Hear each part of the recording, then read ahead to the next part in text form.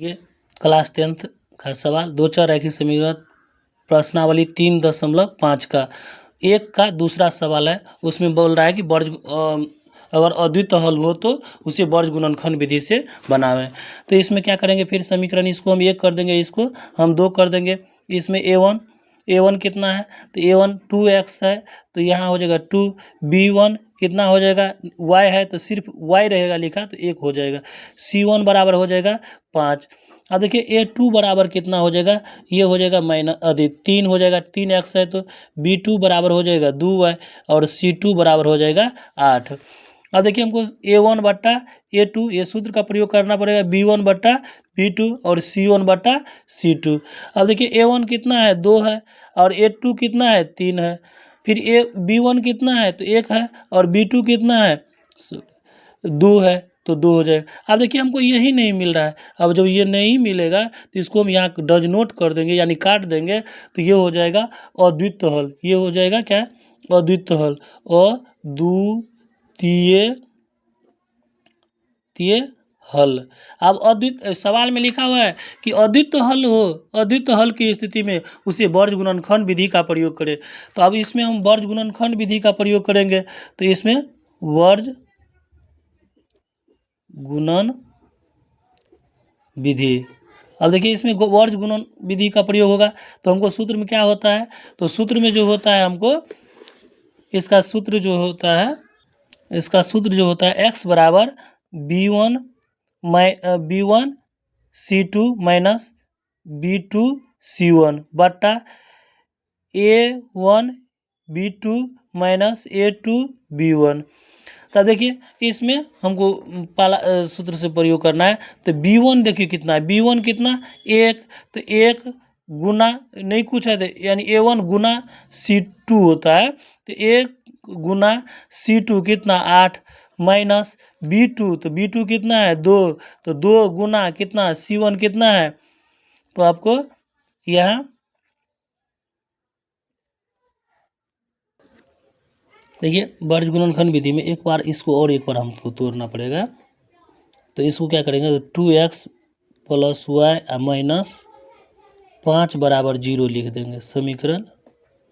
अब इसको एक करेंगे, इसको 3x प्लस 2y माइनस 8 बराबर 0। इसमें यही बस नहीं ज़्यादा दिक्कत है, यहाँ प्रॉब्लम है। अब देखिए इसमें क्या करेंगे, तो -8 लगा देंगे, यहाँ -5 लगा देंगे।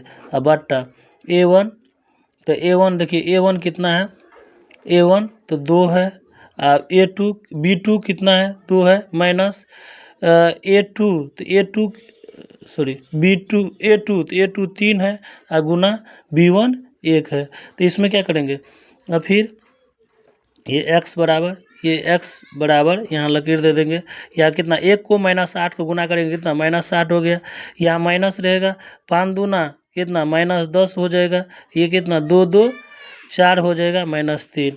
अब इसको क्या करेंगे, यहाँ हल्का मार देते हैं, इसमें क्या करेंगे, तो यहाँ x बराबर ये लिखेंगे -8 और माइनस प्लस 10 बट्टा कितना 4 में से 3 घटा तो कितना 1, तो ये हो जाएगा 2/1, तो x बराबर हो जाएगा 2, तो एगो आंसर हो गया।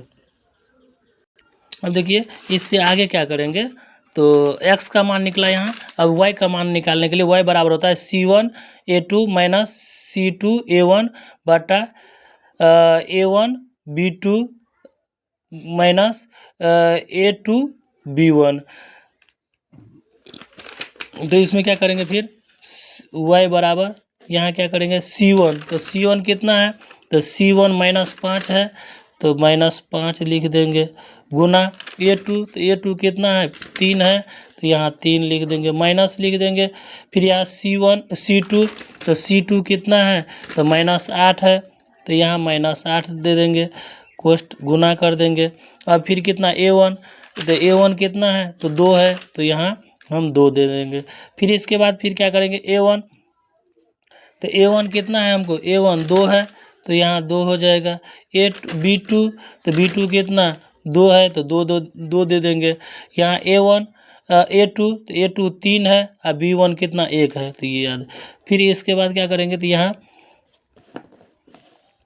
कितना 5 दिया 15, तो -15 हो गया, माइनस 8 दूना 16 हो जाएगा, तो -16 हो जाएगा। ये 2 दूना 4 -3, और फिर y बराबर ये हो जाएगा माइनस कितना, तो -15, ये माइनस माइनस माइनस प्लस हो जाएगा, तो 16 हो जाएगा। ये हो जाएगा कि 4 में से 3 घटाते कितना 1, तो y बराबर कितना प्लस ज़्यादा है माइनस कम है, तो 16 में से 15 घटेगा, तो 1/1 बराबर y का मान हो जाएगा 1। तो यही हुआ वर्ज गुणनखंड विधि। ये क्या हुआ, वर्ज गुणनखंड विधि। इसमें x का मान निकला यहाँ और इसमें y का मान निकला, तो ये हो जाएगा आपको वर्ज गुणनखंड विधि।